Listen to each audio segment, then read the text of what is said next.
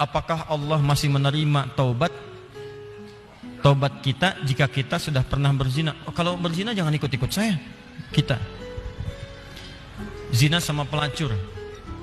Gini, kalau Anda masih punya kesempatan bernyawa dan belum sampai nyawa itu ke kerongkongan, maka tobat itu sangat terbuka bagi Anda. Kecuali kalau nyawa sudah sampai ke kerongkongan, segera kembali. Bahkan ada ayat yang khusus diturunkan untuk pertanyaan Anda ini. Ayatnya ayat ke-53, surahnya surah ke-39. Ayat itu diturunkan untuk menjawab seseorang yang terlibat dengan pertanyaan Anda seperti ini dan dia mau tobat. Maka Allah turunkan ayat kuliah, ibadiyalladzina asrafu ala anfusihim la taqnatu min rahmatillah. Katakan Muhammad pada hamba-hambaku yang telah berbuat israf. Di antara israfnya mengerjakan perbuatan dosa besar. Dosa besar di antaranya zina. Ketika dikerjakan seperti itu dia mau tobat. Kata Allah, ayo tobat, jangan putus asa dari rahmat Allah Subhanahu wa taala. Kenapa ada kalimat jangan putus asa? Karena orang kalau berbuat dosa besar, setannya lebih mudah menjerumuskan dia. Karena akan dibuat kalimat-kalimat dalam dirinya seakan-akan mencegah dia untuk bertobat. Sudah, dosa kamu berbuat sudah begitu besar, gak ada kesempatan untuk bertobat lagi. Sudah, kamu sudah terlanjur basah, berenang sekalian, tinggalkan perbuatan yang ini. Kamu medannya di sini, kamu dunianya di sini. Kata Allah, itu semua tidak benar. Saya itu adalah Tuhan rahmat, bukan Tuhan ghadab. Rahmat saya melebihi ghadab yang ada dalam diri saya. Maka rahmat itu manfaatkan. Tobat. Ayo tobat. Saya katakan, jangankan Anda, pelacurnya pun. Maaf ya, duhai perempuan-perempuan dimanapun Anda berada, yang terjebak dalam pengaruh setan untuk menjajakkan dirinya, sehingga disebut dengan pelacur. Maaf, saya tidak ingin memperindah bahasa ini. Saya tegaskan pada Anda ya, kalau maksiat itu istilahnya jangan dibikin sopan. Kalau dibikin sopan nanti bangga tampilannya. Maaf, koruptor maling. Ketika dibuat koruptor, dipakein jaket kuning, cuma pakai jaket. Masya Allah, enak banget senyum-senyum bawa tas. Kontingen koruptor Indonesia bawa tas, senyum, foto-foto, bilang maling. Samakan dengan ayam. Kenapa orang pencuri ayam disebut maling? Pencuri uang ratusan miliar triliun disebut dengan koruptor. Walaupun mungkin maknanya berbeda, tapi kalimatnya diperindah. Maaf, perempuan menjajakan diri di malam hari jangan disebut kupu-kupu, nggak ada hubungan. Kupu-kupu aja nggak begitu. Ya, sebut aja dengan bahasa yang menjijikkan itu sehingga orang menjauhinya. Pelacur, selesai. Laki-lakinya apa? Jangan dipersempit. Buaya aja nggak begitu. Udah sebut aja misalnya pria jahat, pria buruk, pria pezina, selesai. Tuh pria pezina tuh, bukan itu hidung belang, hidungnya sama, nggak belang dia. Katakan pezina. Begitu disebut pezina, dia akan menjauhi perbuatan itu. Ayo tempat-tempat zina, sebut aja begitu.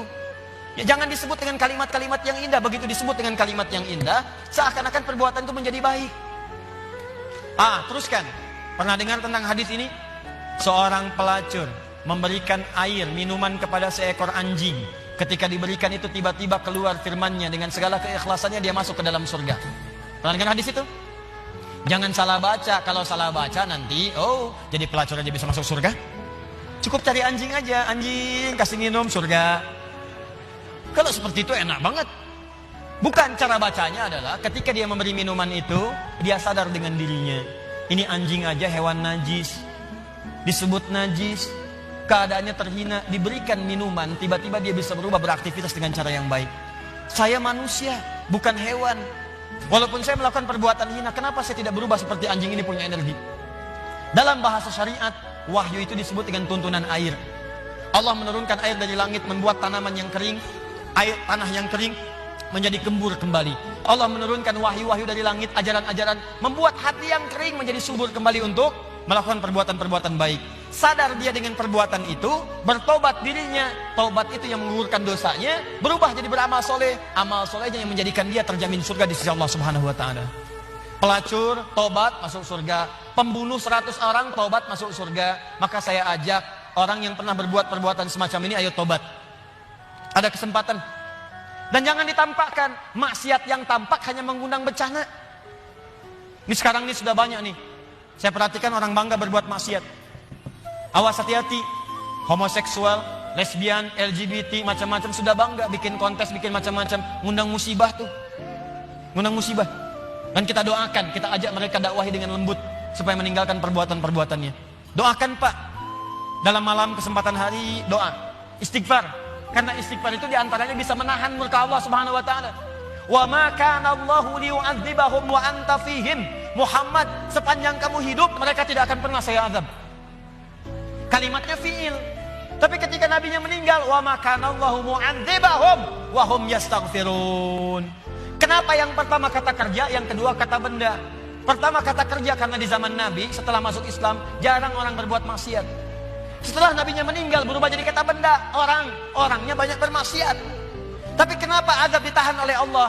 Ada kalimat di ujungnya wahum yastaghfirun, karena ada orang-orang yang masih istighfar kepada Allah Subhanahu Wa Taala. Kita berdoa malam. Ya, bikin programnya. Saya kemarin ke Padang berapa waktu lalu, wali kota Padang punya program Padang bebas maksiat. Saya kira ayo Kabupaten Bandung, ya Kabupaten Bandung bebas maksiat.